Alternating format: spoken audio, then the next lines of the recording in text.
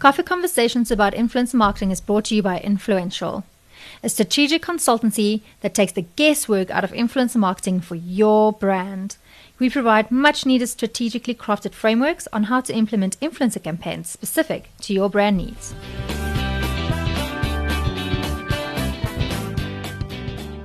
Ladies and gentlemen, welcome to another fabulous edition of Coffee Conversation about Influencer Marketing. This is an exciting episode. We are excited. And that's my partner in influence, N. Dolly. N, how are you? I'm well, Cynthia. I'm surviving the load shedding, surviving the rain, but we're all good. We're dry and we're safe now. All right, so let's sink our teeth right into this meaty thing of it. ours. So, ladies and gentlemen, our guest today is Tom AUGENTHALER. He is in the top 50 list of the biggest voices in influencer marketing globally. He is world-renowned speaker and educator on influencer marketing and has worked with almost all of the Fortune 500 companies you can ever think of. Tom, welcome. Well, hey, thank you for having me, guys. I'm really thrilled to be here. Please let them know where you're joining us from. I am based in Houston, Texas. Yippee. Wonderful. Yippee. We've got a real cowboy in the house today. I don't know about that, but... Oh, Tom, we're so excited to have you. Thank you so much. Thank you so much for giving us this time, man. And also just sharing your wealth of knowledge on influencer marketing. Yeah. Yeah, I love talking about influencer marketing. It's very exciting to me. Yeah, so let's jump right into it. Tell us a little bit about yourself and what you do. Sure. I'm an influence marketer, and I specialize in working with larger firms that are looking to get beyond content marketing, social media marketing, and other strategies like that are rather well known, and pretty much everybody is doing them at this point to in one way or another. Yeah. And the problem, though, that they're encountering with a lot of those strategies is that they're hitting a wall, meaning so many places, companies, organizations, individuals are putting out content every day that it's becoming more and more difficult to sort of cut through that internet noise and reach the real ideal consumer, the consumer you want to talk to. Yeah. So influencers are a way around that. And they provide a path directly to those consumers that you want to speak to, whether it's for a consumer product or whether it's for a business-to-business product, product. How easy is it to establish that path to consumer for brands? It's not really that difficult. Yeah. It's just a matter of a few things need to be in place, right? So before you start anything, you should really sit down and map out. All right, what do we want to achieve here? He's going to say strategy, and he's going to say strategy. I can hear that. I'm getting very excited. So it's all about knowing what your objective is. So if you're trying to reach a certain kind of consumer, certain demographic, certain economic strata, right? If you're looking for ultra rich people, you're looking for middle class, you're looking for people that are starting out in business or something like that. I mean, it doesn't matter really, but you have to know who that consumer is, and that will lead you to developing a strategy to reach out to the right influencers who speak to those people. That's profound. And how did you get into influencer marketing? I got to tell you the truth, guys. Please I fell into it because at the time, back in let's go back to 2008, 2009. That's right in the beginning. Yeah, I was at HP, the computer company, and I was a PR manager there, worldwide level, and I was handling consumer laptops for them. So any consumer laptop that was being announced worldwide, I had my fingers involved with somehow or other, right? And so what was happening, though, is that because the economy was going downhill and banks were closing and all these terrible things were happening, that cascaded throughout the entire economy because, publications were going out of business and reporters were leaving their jobs and going off to do other things. Yeah, true. The problem was that like a company like HP at the time, we relied a lot on publications to get to our consumers, No, of right? course. To get to our target market, our target audience, we relied on those publications. So if they're closing up, I'm sitting there wondering with my colleagues there in HP, well, what are we going to do? I mean, who are we going to work through? So my workaround, the thing I decided to do was to start working with bloggers, because blogging was on the ascendancy. Yes. Yeah. It was starting to get real traction. Most of the social media platforms were either just beginning or really nascent. So there really weren't influencers on there, and some of them didn't even exist, like Instagram. That No, didn't 100%. So we worked with bloggers, and once I started doing that, I mean, it was a little scary at first because, honestly, a couple of them were teenagers who worked out of their basements or something, and but they had their blogs had big followings.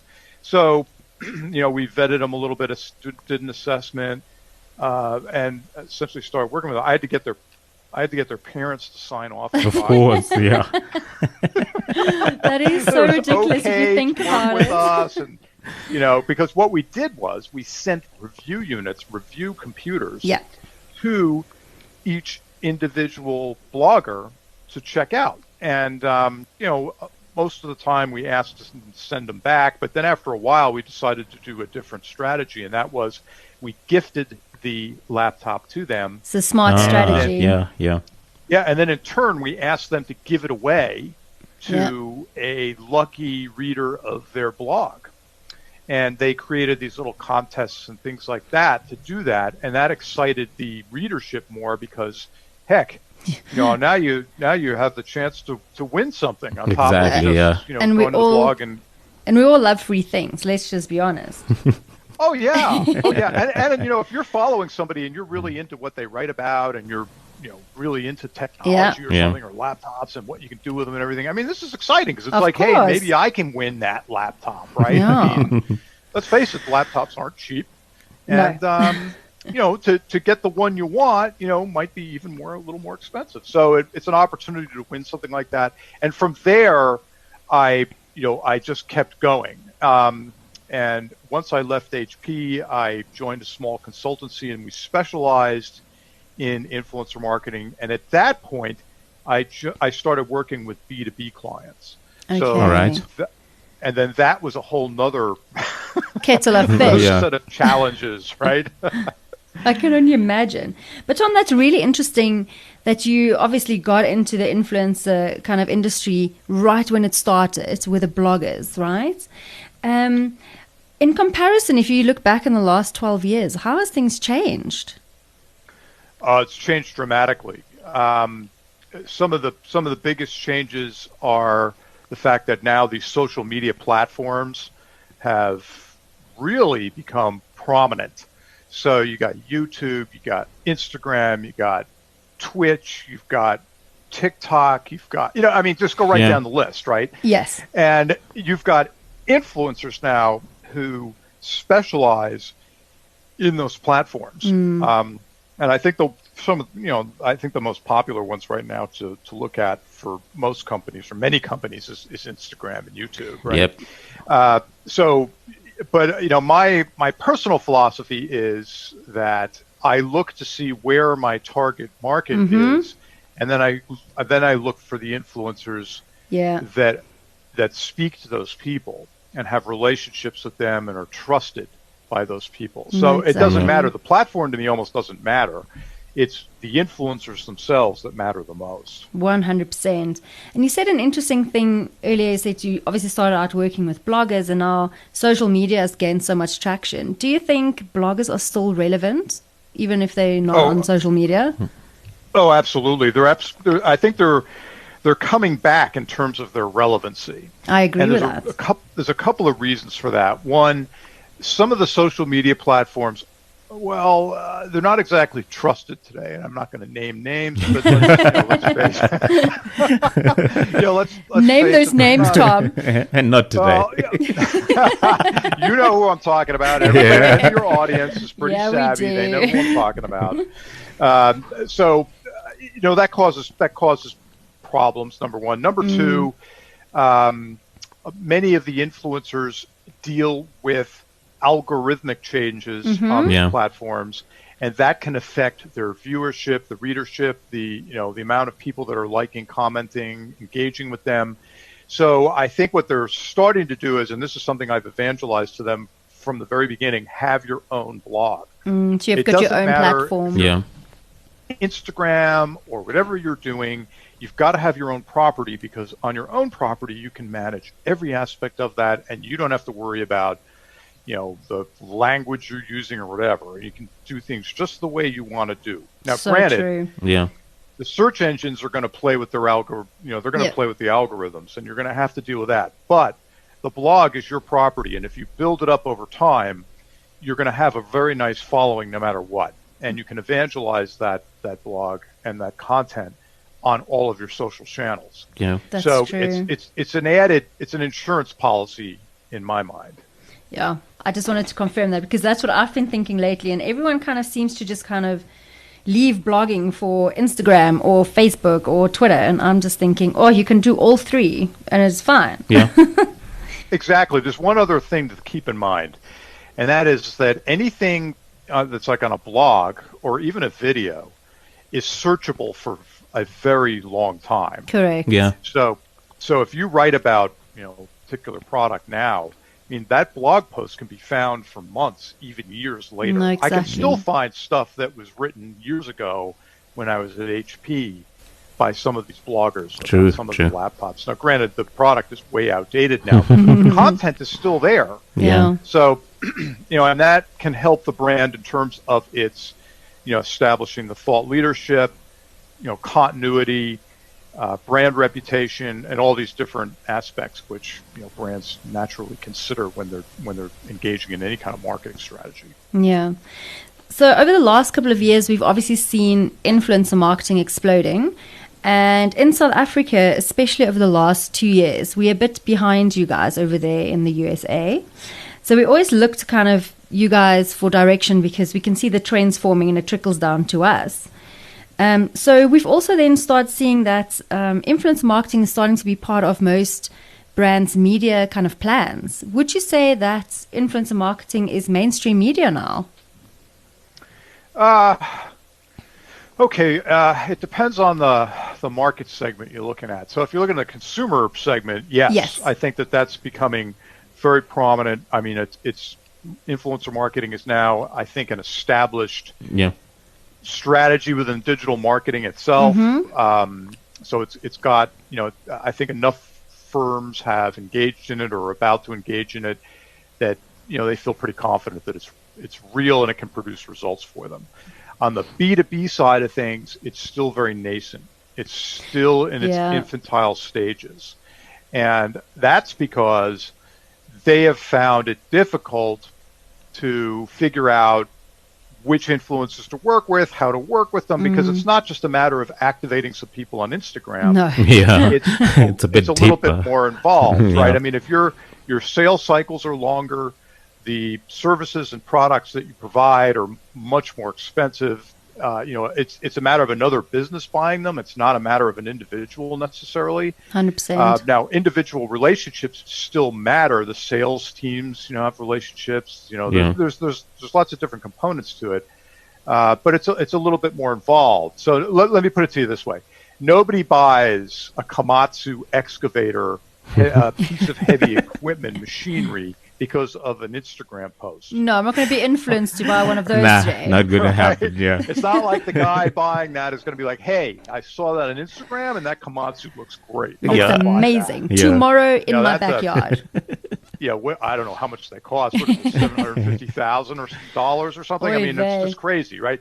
So nobody does that. But, there's a process that they go through to evaluate, and, they check out the different brands against each other, and they've got different sales relationships, and all that plays into it. So it's a bit more involved. So on the B2B side, it's still very nascent, but it's evolving, and they're really starting to get involved with it now, because they notice that the content they're putting out on social media channels and whatnot is really like hitting a wall. It's like there's so much out there that they're not getting much traction with it. Yeah. Yeah. So now they need to go to a different route. And actually, we all know this instinctually. People buy from people. They don't buy from things. Oh, or Yeah, that's true. Definitely. That's true. Right. So that's part of what the influencer marketing strategy provides. It's putting a personality behind something, right? It's Exactly. giving it a little, it humanizes it. So if you guys, for instance, were to talk about a product or a service and talk about how you're using it, where you're using it, how it's making your life better, things like that, that resonates with people. Yeah, Yeah. it comes Right. back to that peer-to-peer recommendation. I want to hear from someone who's used it and who's unbiased, rather from a company who's telling me how amazing they are. I mean, Exactly. yeah. Exactly. So on that note, we also in South Africa is starting to see that brands are starting to think differently about influencers and how they actually strategize around them to get the best out of their marketing. But in your mind, how important is influencer marketing strategy upfront before you even think about implementation? Well, it depends upon what you want to achieve. So you got to look at that. You've got to be very clear about your goals. No, and definitely. objectives, Yeah. right? So if you've got those clear, influencer marketing is, in my mind, best done in conjunction with other strategies. I So 100% Okay, agree yeah. with that. Yeah. you can do it on its own. I mean, and some consumer brands have done that. I think the Daniel Wellington watch brand is one that's really It's one of my interesting to watch. favorite brands to watch when they're doing influencer marketing. They've just done such an amazing job on a shoestring budget. They really have. And on a shoestring budget, that's a great point to make there. And it's very economical if it's done right. So Yeah. those guys have done a great job of really leveraging that strategy and Yeah. maximizing it to its fullest potential. However, most established brands are already doing some marketing. Yeah. They're doing content, they're doing social media marketing, they're doing traditional marketing, they're doing events, they're doing all sorts of things. They're working with industry analysts, they're doing all, they've got a PR team. So influencer marketing is really best for an established brand when it's integrated into all of those other things. Right. And that way you can you can integrate some of your other strategies which are already performing well, and it can influencer marketing can help enhance them. No, exactly. I always say that to clients if there's other marketing things going on, just plug in influence marketing to amplify that messaging just to a wider audience that's relevant. Exactly. Yeah. Yeah. Exactly. So the foremost takeout of all our podcast sessions is that there needs to exist a roadmap when you want to play in this influencer marketing space, and we cannot underscore enough the need for a strategy. But on the reverse, what happens when you just go in there without a strategy? So you don't know your objectives, Yeah. you don't know anything. You're just playing. influencer marketing. Yeah. Yeah, there's some things that are going to happen there, and I've dealt with this many times with some of my clients. For I'm instance, sure. a client came to me, last year saying, "Look, I spent $20,000 on some influencer marketing. I Ouch. believe that it works, but I spent 20 grand with this firm. They told me they could help me and I got zero out of it. Oof. Oof, Nada, that's a nothing." big lesson Boom. to learn on 20 grand. Yeah. So and she was, running a health-oriented brand, had a health product. They were doing very well with some other marketing strategies. She wanted to get, she was thinking the right way. She was Sure. thinking, I want to get influencer marketing, and integrated with the other strategies, and that way we'd be performing really, really well. And I looked at who the influencers were that this firm had recommended, and Yeah. I went through them one by one with her, and I said, these are the reasons why this didn't work, because they were just choosing influencers out of the blue that talked at one point or another about some kind of health thing. Now, Oh, health is no. a big topic. So, Yeah, true. now granted, there are people who talk about general health, but if you're going to talk about what her product was around was digestive health, well, if the influencer's talking about heart-related health and then it switches to digestive health, it's kind of like Yeah. weird to the audience, It's a bit right? inauthentic. Yeah, true. Yeah, it seems inauthentic, right? It's not genuine. It's like obvious that this is a sponsored spot, a sponsored post or article, and that doesn't resonate with the audience. Suddenly, the audience is like, "Well, I'm interested in heart health with you," and suddenly you're telling me about, digestive health, and that's not my problem here. I mean, that's not what I'm interested in. No, So exactly. so you get what I call incongruity, right? So you want to be congruent. So there are a lot of nuances to that, and you've got to take a careful look.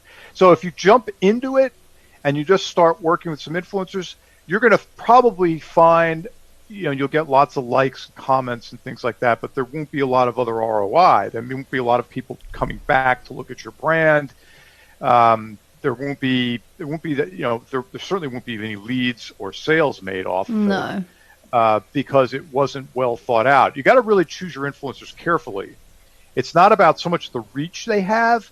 It's much more about the relevancy or the congruency. So Yes. it's like, is that influencer really relevant to you? 100%. Yeah. And that leads me into my next question to you is, obviously, back in the day, reach was everything. They just looked at follower accounts, and that was kind of the best metric that was being used. And lately, we see that obviously engagement's a lot more important, because it really does go about the resonance and the relatability.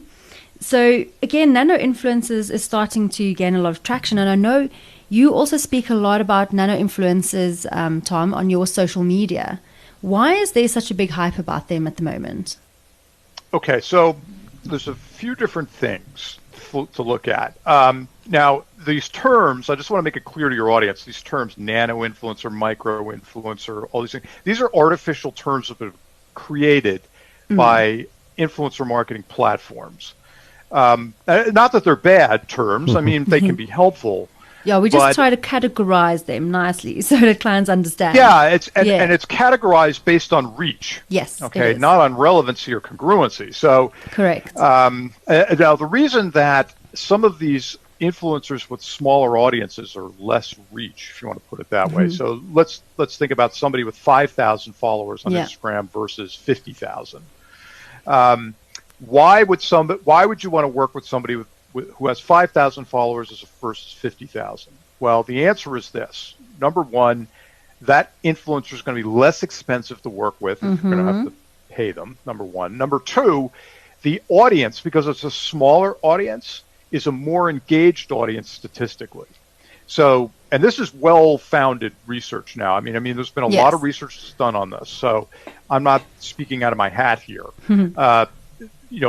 Influencers with smaller audiences are more engaged. And the reason for that is if you're commenting on, let's say you're a follower of one of the Jenners, like Kylie Jenner or something like that, and she puts out a post on Instagram and you comment on it, you know that she's never going to respond to your particular comment. 100%. She's got, millions of followers, whatever on there. I mean, she's not going to notice your comment, but an influencer with 5,000 followers is probably going to notice your comment and might even respond to it.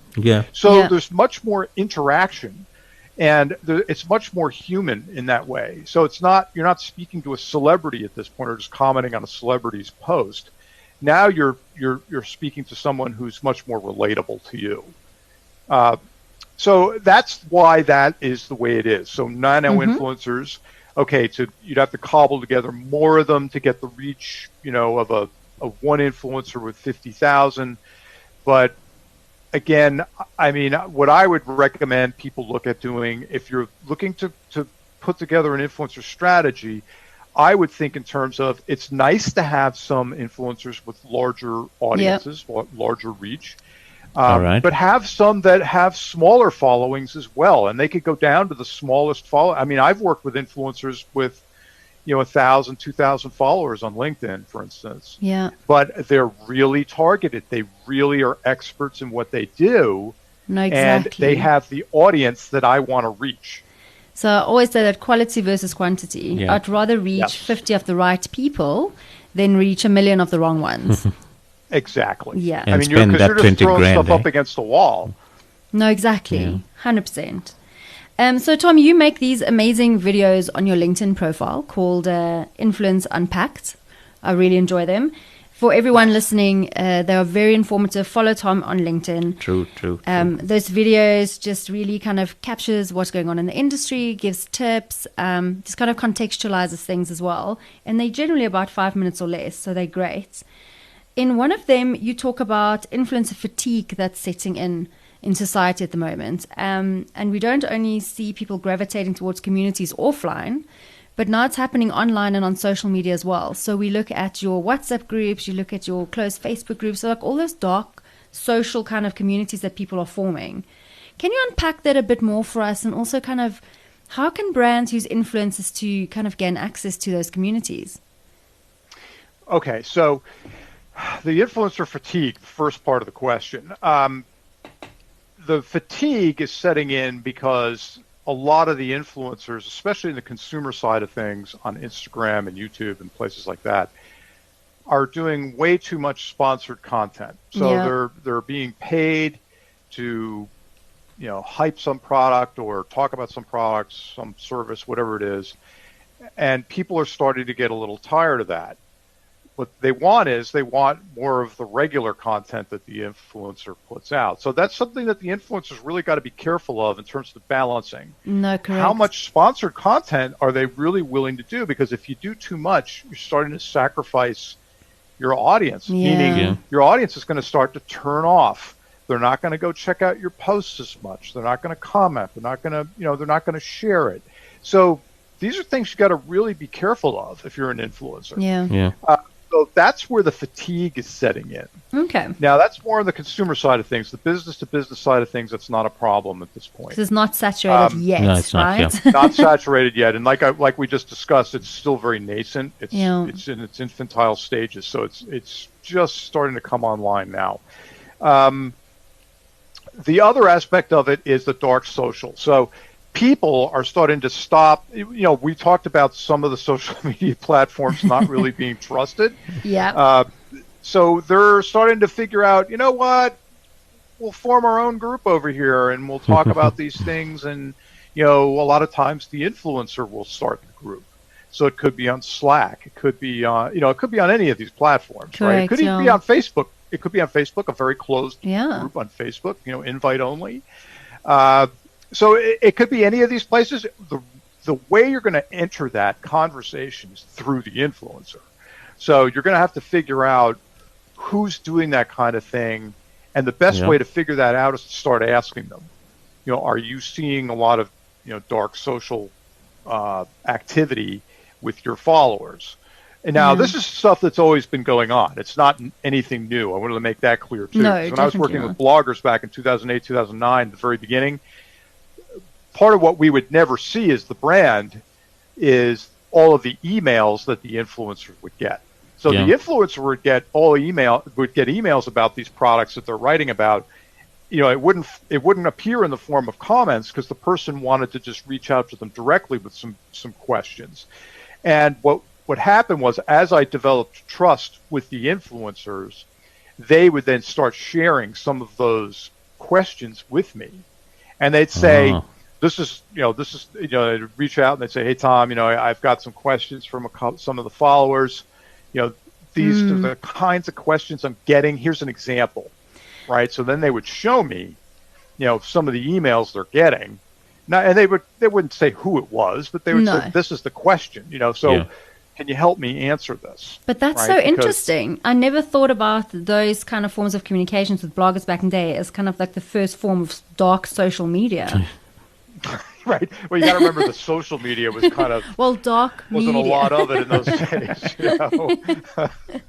and it was all pretty public in those days. It wasn't really correct. It wasn't so private. There wasn't as much private stuff. But really, it's a matter of working with the influencers, gaining their trust. And then they're going to share with you where things are happening. They're going to say, they might say, I have a private Slack group where I invite in some of my followers, or wherever it happens to be, or how they choose to do it. We have all known about comment pods, right? Yes. With Instagram. Well, what do you think that is? All those people are, they've got a Slack group in there, and there's like 300 people, and they're like, hey, I'm putting out a new post on Tuesday. Can Please you guys go. all Yeah. like it and comment it? I mean, well, that's dark social at work, right? True. But for the dark side of the good things, it's not good social.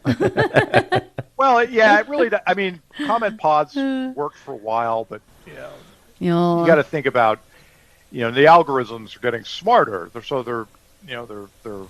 They're being tuned as we go along, and they're being taught, they're being told to look for relevant content, not just any 100%. content. Yeah. Yeah. Most of you know that Influential is our podcast sponsor. But did you know that my co-host Anne heads up the agency? And that is the first ever boutique agency in South Africa that specializes in developing strategy for influencer marketing. Anne and the team are experts in the field and have spent years honing their skills and knowledge about influencer marketing and at some of the country's biggest PR and media agencies. The moment that you think you might want an influencer campaign, make sure to call or email them first, because without strategy, you might not have the outcomes that you would like and are looking for.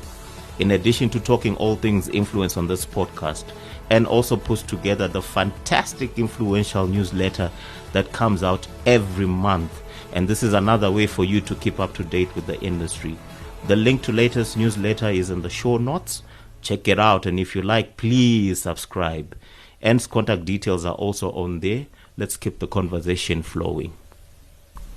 So whenever there's an industry boom, you start to see a proliferation of the good, the bad, and the ugly.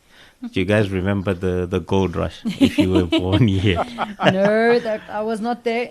So now we see this boom in the industry. How important is it for tools and partner you use to execute influencer marketing campaigns? There's quite a lot of them out there. So how do you narrow down to say this is the best for me and this is the best that we can get from this basket? Well, that's a great question. Honestly, you could do a whole podcast episode just on tools. We might invite you back for that one, We Tom. should. And that's a great question. So, I have some basic tools that I like to use. So there's a couple of influencer marketing platforms that I will use. Some of them are better at measuring the campaigns than others. Some of them are better at finding newer influencers than others. So I kind of switch back and forth depending upon what activity I'm engaged in. Okay. I use a tool called Hype Auditor, which helps me to evaluate the quality of an influencer's audience. Okay. Especially on platforms like Instagram and YouTube. So what Hype Auditor will help me determine is, do they have a lot of mass followers? Do they have fake followers? Do they have, what kind of, what statistical engagement are they getting on their posts? Yeah. Things like that. So I can get a snapshot of what that looks like. Another tool I use, and it's just a quick tool, it's not perfect, but a Twitter audit. So if an influencer's on Twitter, I'll plug their handle into Twitter audit, and it'll come back and it'll tell me, a percentage of what percentage of the followers are fakes. So that's fantastic. Yeah. The thing to keep in mind with that, though, is that just because an influencer has some fake followers on Twitter doesn't mean that they even know they're there. It doesn't mean they bought them. Yeah. No, because bots kind of just like attach to everyone. Yeah. There's a certain Yes, they can percentage attach to you, that's right? normal, they're sent right? out. They're sent out and they attach themselves to hide, right? So the little bots go out and they hide. They hide within, legitimate accounts, and in terms of the followers, they just hide there. So but that will show me whether the influencer's cleaning it out occasionally. Look, if there's like 50% of the Twitter followers fakes, that's a big problem. Then it's a problem. Yeah, of course. Right, that's a problem. Yeah. Right, and I'd want to probably take a second look at that influencer. Yeah. Another tool I use is Social Blade, because Social Blade will go in, if you plug in the handle, it will evaluate an influencer on different platforms. So it could be YouTube, I'll double check with Hype Auditor, but it could be like Instagram, Twitter, and a bunch of other things. What it shows me is, the growth pattern over time of the followers. I was going to ask about that. Because yeah. a So what lot you'll- of people buy real followers these days, and then it doesn't pick it up as bots. So then you have to look at that growth Yeah. kind of curve. yeah. So these services are getting smarter. Very. So what they used to do is they would, if you bought the followers, they would just dump them into your account suddenly. Yeah. Right. So there'd be like, you'd go from like 5,000 followers to 25,000 followers like overnight. So if there's a crazy. spike like that in the graph, you're going to say to yourself, what's going on here? Yeah. On August 10th, this person suddenly gained 20,000 new followers. I wonder how that happened. Christmas came Right? early. So- Yeah, they Yeah. just went viral Yeah. overnight. yeah, they just went about. Now that is possible. So you It want to is. look up maybe they were on a very on a public TV program or something, and they were highlighted in a news Yeah. morning segment or But it's something. so and suddenly rare. They got, but if not, then there's something fishy going on. Exactly. Right? So you want to look at that. Now the farms are getting a little bit smarter. These services are getting smarter. So what Yep. they do is they add the followers over time, right? And they'll tell you that they're like, well, we're going to give, we're going to space it out so it looks like a natural growth progression. Sheesh. But in general, you want to look for a natural growth progression. And Exactly, yeah. if you investigate the influencer enough and the kind of content they're producing, you should be able to tell whether the followers are really engaging or not. The other No, thing exactly. to look for is look at their accounts like specifically. Go to the Instagram account, look at the comments. Are the comments just simple words with emojis like "great job" Oh, smiley or a million face? of the same comment. Yes, thumbs up.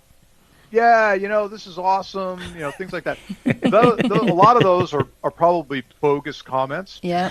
Yeah. So, and engagement can be fake today. Yes. What they have a harder time doing is faking something that sounds like it's really real, meaning, No, exactly. gosh, that was a great review you did of the product. I really All right. appreciate it. Yeah. Here, what did you think about, the rims on that car? And, Yeah. did they, were they this or that, or the tires on that car? Comments like that are real, and you're going to want to look for that. You want to see how many real comments are probably in there. So, and you can get a sense of that pretty quickly by looking through a feed. Yeah. And Tom, what are the biggest pitfalls marketers should look out for when working with influencers, and how best do they avoid these? Well, all right. So when you're first reaching out to an influencer, the one thing you don't want to do, let's start with a don't. Yeah. What you don't want to do is start the conversation about money. Yeah. So never reach out and say, hey, I've got, $3,000, here, are you willing to post? Because now the I'm gonna conversation put a pin is on always that. going to be about money. Yeah. No, not exactly. about your brand, developing a relationship. Really what I like to do is I like to develop relationships with influencers. So I want to figure out what makes them tick. And that requires reaching out to them. And if they're a larger influencer, even some of the smaller ones, I'll get on a Skype call for 20 minutes Yeah. and talk to them and say, hey, so what have you been doing? I find your feed really interesting. It looks like you're posting some great content. Do you work with brands? If so, how do you like to work with them? What are you comfortable doing? Do you like to do Instagram stories with the brands, or do you prefer to do just posts? Do you only do sponsored posts, or do you just, so it looks like you're reviewing products. Are those all sponsored or not? I mean, really, if they are sponsored, they should be saying so today. Yeah, look, there's a big debate going on in the world at the moment with the FTC and with us, the ARB, laying down the ground rules. So it's very clear. Yeah, and you should make sure that if you start working with influencers, that if you're sponsoring content, that they label it clearly as sponsored right up front. 100%.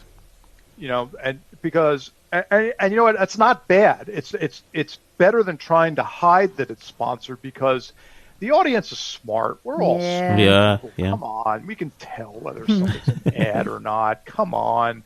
I mean, stop trying to pull the wool over our eyes. No, exactly. Say, hey, No, I was sponsored by XYZ company for this product. I really do like it. I've tried it out. Exactly. Blah, blah, blah, blah, Yeah. blah. Okay, great. I can deal with that. Exactly. Right? I Full always feel like disclosure. be proud that brands are working with you and that you're picky about the brands that you align with. Yeah. There's nothing to hide there. Yeah.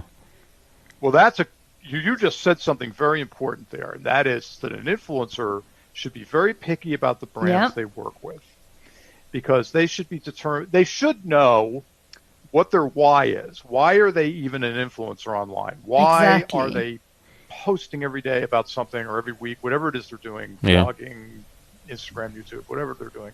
Why are they doing what they're doing? They should have a very clear idea about that. They should have a very firm set of values. Yep. And maybe they're big into diversity. Maybe they're big into sustainability. Maybe they're big into some other topic that they're really, really passionate about. They should stick to that and not sacrifice those values just for some quick money. 100%. It's better to turn down 3 deals and accept one if that one is in alignment with your brand. Your Yeah. brand values you as a person and and the followers. It's your reputation Right, at stake in the end of the day. And you know what? Once you tarnish that, it's really hard to get it back. 100%. So that brings me to a very interesting one. One of your videos on Influence Unpacked, you also speak about how the word influencer has got a bit of a negative connotation to it at the moment. And we also see it in South Africa. Sometimes when you just mention the word influencer, some people pull a bit of a face because there's just been so much of bad influences or people pretending to be influencers. And we also see, same as what you're saying in the States, that a lot of them don't even want to be called influencers anymore if they're the real deal. Can you talk to us a bit more about that? And what do influencers call themselves now? Great question. It's a loaded question because some people out there have no problem saying, "Hey, I'm an influencer." Blah blah blah. Here's my feed. Here's my account. Yeah, I see a lot in South Africa. Some even put in their bios in their social media influencer, and then I already have a red flag. Why are you having to tell people you are one? Well, that's just it. It's become a thing in the sense that younger people now, like let's say in high school or college or something, now they're saying, "Well, I want to be an influencer." Like, what does that mean? Yeah, but I don't really think they understand what it means all the time. It means developing if you have to be passionate about it. You can't develop a passion, I don't think. No, you can't. Yeah. Passionate about something, but you have to run it as a business. So you have to think of yourself now as a business. And I think that a lot of them that are getting involved think, well, I just got some followers and the brand's going to throw money at me. Yeah, easy and I'm going to peasy, have right? this great lifestyle. I'm going to travel around the world. I'm going to go to Cape Town, and I'm going to go to Morocco, and they're going to send me here and there. Well, wonderful. I should become an influencer, Tom. Yeah, the life of an influencer. What they're not seeing is all the work that goes into the back end of that. Yeah, so, true. Somebody's got to arrange the flights. Somebody's got to negotiate the deal. Somebody's got to, and a lot of the influencers now, the big ones, especially the big fashion influencers, beauty influencers, travel influencers, they have professional photographers they've hired to come with them. Yeah. Now that sounds glamorous, but the problem is there's a lot of logistics to that. Yeah. And a lot of people are turning off to the word because of the gold rush mentality that you guys mentioned earlier. There's this idea that I just become an influencer and it's going to be easy money. Well, no, it's not going to be easy. It's not going to be easy developing your strategy. It's not going to be easy like developing your following. None of those things are going to be simple. A lot of the people that I work with personally don't call themselves influencers. They just don't. They'll say, I'm a speaker, I'm an author, I'm a business strategist, I'm a consultant. One of them who's based there in the Netherlands, up there in Northern Europe, he'll refer to himself as a vlogger, a blogger, and a webinar host. Yeah. All right. They'll refer to themselves as podcasters. But it's starting to trickle into the consumer sphere too. It has, And a lot of them say, I'm a beauty consultant, or I'm a travel consultant. Yeah. Okay. And so they're starting to shy away from the term. Now, I don't think the term is going to go away. No. Nah. Because as marketers, we need to refer to this strategy as something. Right? Of course, So we need a influencer collective marketing noun. Yeah. still makes sense. A gaggle of influencers. Right. And, but a lot of them are now they'll refer to themselves as bloggers. Yeah. Or I'm a vlogger, meaning video. I do video. With us, we see a lot of I'm a content producer, or I'm a content creator instead of influencer. Right. Yes, so that's another term. I'm a content creator, Yeah. content producer. Yeah. I and that's to sort of engender the idea that I'm creating something. I'm making something. I'm not just, Kind of reaching an doing audience whatever. and selling them stuff. I'm actually, because let's face it, content creation takes a lot of time. It's not simple. No. It's not always easy. Yeah. And if you're doing video, for instance, shooting the video is one thing. Then you got to edit the video. Mm-hmm. That's Exactly, where yeah. work comes into it, Yeah. right? Yeah. But So I think they want to be recognized for that. sure, No, exactly. sure, And yeah. so they should. Yeah. Yes, absolutely. And so we continue to see an exponential growth in the category despite all of those negatives that we spoke about earlier. Why do you think it is so? That was a heavy sigh, Tom. Because it works. No, because it works. It does. Now that's Because- huge. Yeah. Because brands, whether you're a solo entrepreneur or whether you're a small business or whether you're a bigger brand, influencer marketing works. So it can help you. I mean, I remember, you guys familiar with Tim Ferriss, the author of 4-Hour Work Week? Yes. Yes. 4-Hour Body and those things. He's got his own podcast and everything else. Yeah. Tim Ferriss is a proponent of the idea that, and I worked with him when I was at HP for a little bit, and he's a wonderful person, and it's exactly the way he presents himself to be. So he's very authentic. All right. Wonderful. But Tim made the point years ago that really you only need to find a few influential people to help you evangelize your brand, and boom, True. you're off to the You're done. off Yeah. and running. Yeah. So it's really a matter of finding those right people. It's not just anybody, it's finding those Correct. right people. Yeah. And maybe you're going to find them at a conference. Maybe you're going to find them online. Maybe you're going to find them locally in your own town. There are probably local influencers that could help your business. If you've got a retail store, Yeah. Yeah. I would recommend look for local influencers in your community. And they're out there, believe me. And they're Yeah. probably talking about, the wonderful things about Johannesburg, the wonderful things about Cape Town, No, whatever it is. Yeah. They're talking about these things, these local issues, these local topics, and you want to get involved in that conversation. So you really only need a few influencers to really get going. Yeah. And then you can build upon it as you expand outward, as you move forward. So it's important. I emphasize, you don't need 1,000 influencers right up front. No. Maybe you just need a handful. Maybe it's just 5, 6, a dozen. Yeah. But that's the beauty of influencer marketing for me, is that you can test your strategy first and see if you're on the right track. And if it works, you find that sweet spot, and then you can go all in. Yeah, then you double down. Yeah.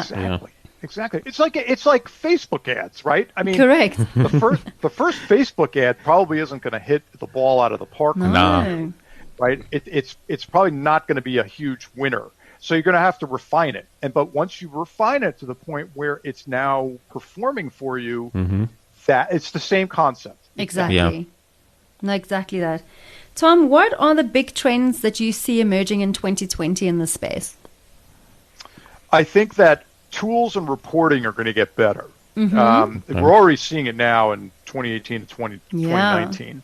But in 2020, these are going to get a lot better, I think. The next thing you're going to see is, so the ROI will be a lot more trackable.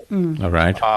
Everything that happens online is essentially trackable, whether you like it or It's so not. scary. I mean, it's a good thing and a bad thing, right? But, it's like that old saying, the internet. You can find everything you want on the internet. Yeah. Well, Yeah. the bad thing is you can find everything you want on the internet, right? That's so true. It's good and bad, right? Yeah. The other thing is that you're going to see the rise of B2B influencer marketing. So Yeah. you're going to see more of these firms that are, enterprises, high technology, servers, enterprise networking, enterprise storage, digital transformation topic. All of these firms are now getting much more involved in it, and that's going to be a good thing. Yeah. 100%. You're going to see the rise of virtual influencers. Yes. Or computer generated influencers, CGI.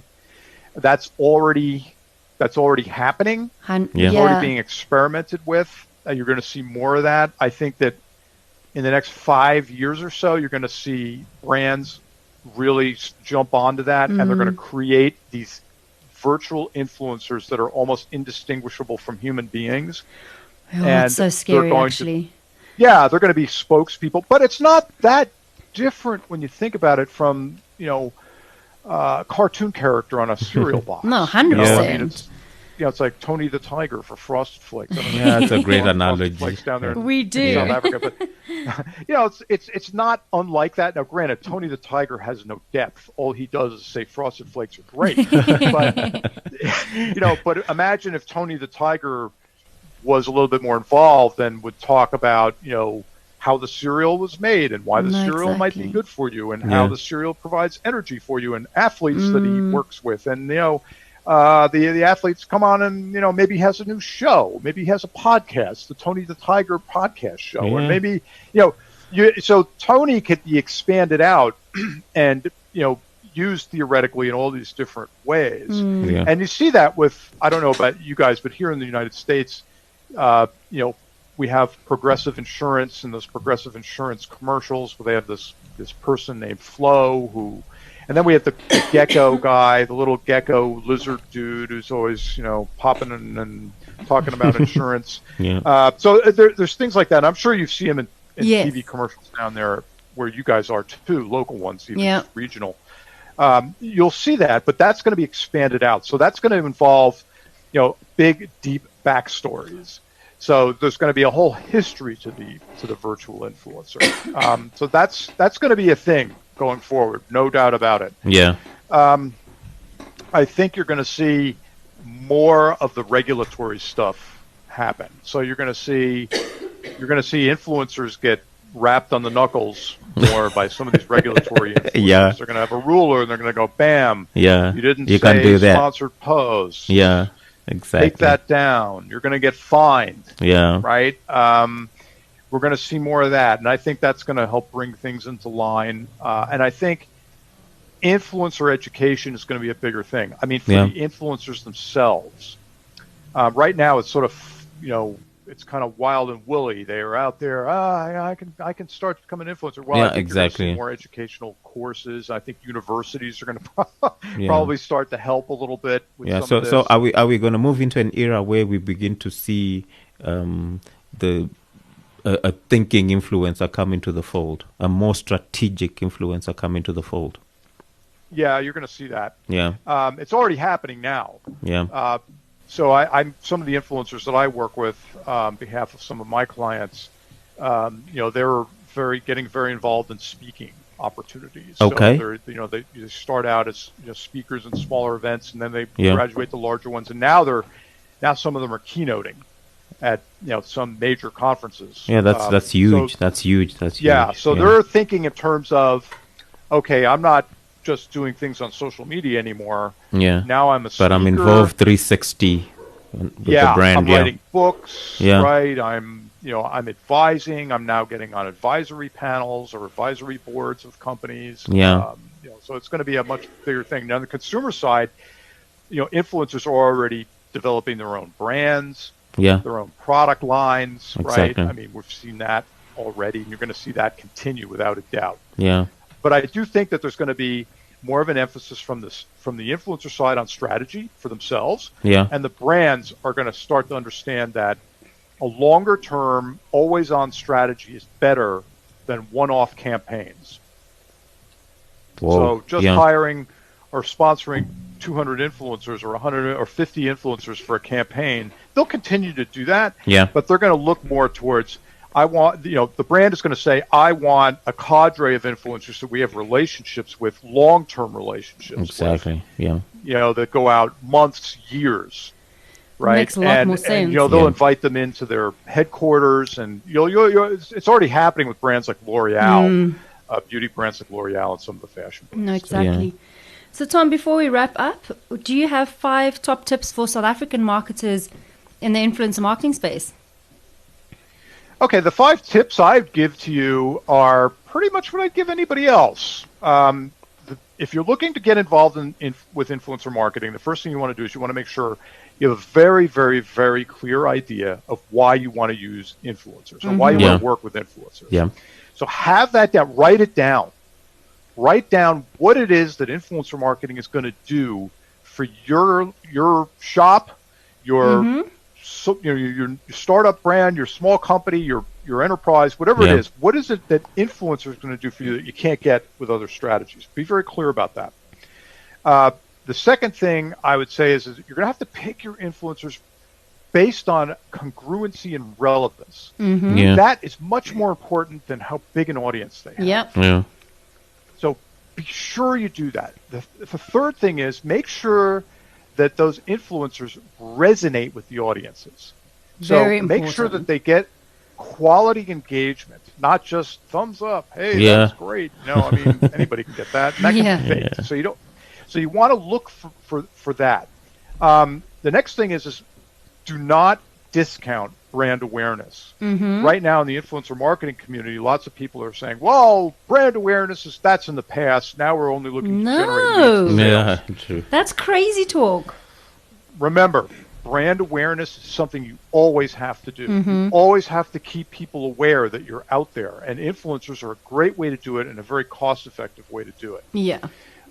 The other thing is if you're gonna focus on driving leads and sales, even more importantly, you're going to want to find influencers that not only can drive the awareness but can actually drive the sales. So you're really looking for what kind of a reaction they can, or an action that they can coax out of their audience or persuade their audience to take.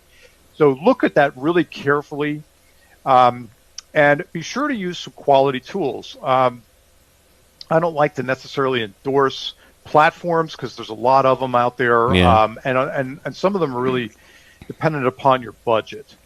But be sure to use an influencer platform because it can make finding them a lot easier and then assessing them a lot easier. But 100%. Don't discount the manual part of it. If you have a virtual person helping you, or you have a virtual assistant, or you have somebody on your staff or team, make sure they go in and look really carefully at the influencer's content. Because if you're a family-oriented brand, that's catering to kids or something, you don't want an influencer who's cussing a lot, right? Always chugging beers down at the bar every weekend. You're going to want to probably stay away from that. So find influencers that align with your values. And you want to, and the only way to really figure that out is to look at their content really closely. So be sure to do that, or be sure you train your team to do that, because that is something that, oh gosh, it can save you so much grief. 100%. A little bit of homework. Exactly. You'll walk, because if there's any red flags with some of them, put them in a watch file. Just watch them for a while and see how they develop. If they're really out there and egregious, well, just push them off to the side and look for another one, because there's a lot of different influencers out there. Don't be put off just because the ones you think you need to work with are, I don't know, don't align with you. There's plenty to choose from, so don't let that worry you. Those are fantastic tips. Thank you, Tom. Yes, thank you. You're Tom, welcome. thank you so much for carving out time to speak to us, and for all the insights and the pearls of influencer marketing wisdom. Thank you. Where can people find you? Online, on social media, and everywhere else in between? Okay. So you could find me on social media, on Twitter, on Augenthaler, T as in Tom, my last name, Augenthaler. I know it's long. We'll put it in we'll the put show it in the notes. show notes. Don't worry. Put it in the show notes. We will. My handle on LinkedIn is the same. It's T Augenthaler. My video series on LinkedIn is hashtag video. Influence Unpacked. Right. So you can find all my videos if you just plug in that hashtag. Yeah. And you can find my website. My website is theinfluencemarketer.com. Yeah. So on there I have a blog and other resources and things like that people can delve into. Amazing. Okay. And for influencer marketing strategy, where do they find you? You can find us at Influential SA on Twitter and on LinkedIn. Please follow us. And then personally at Ann Dolly all across the board because I'm consistent like that. Yeah. And please, let's get this conversation going on our new Facebook page, Influencer Marketing, Coffee Conversations about Influencer Marketing. Talk to us. Tell us what you think. Tell us what's happening in your own little corner or big corner of influencer marketing. Let's share tips. Review, tell us what you think, tell us who you would like to be a guest, isn't it? No, exactly. Yeah. Tell us who you want to hear. If you want to be on, let us know. Let us know. And also, happy festive season to everyone. Yes, it's been a great year, and what a way to cap off our year. Exactly. This is the last one for the year. Yeah. So look out for us come back 2020. Bigger and better. Bigger and better. But thank you for all your support over the year. Thank you. And next year is just going to be bigger and better. Yeah, Tom, thank you so much. Thank you so much, Tom. We really appreciate your time. Yeah. Thank you. I appreciate it. This has been a lot of fun. It has been. We'll try and find another way to get you back. Exactly. Okay, I'm in. Wonderful. Thank you, Yippee. Have a great one, Tom. Yeah, to everybody else at home, in your cars, wherever you are, enjoy your festive season. We love you, and thank you so much for your support. Please be safe. Rest up for next year. Yeah. Okay. Bye, guys. Bye-bye.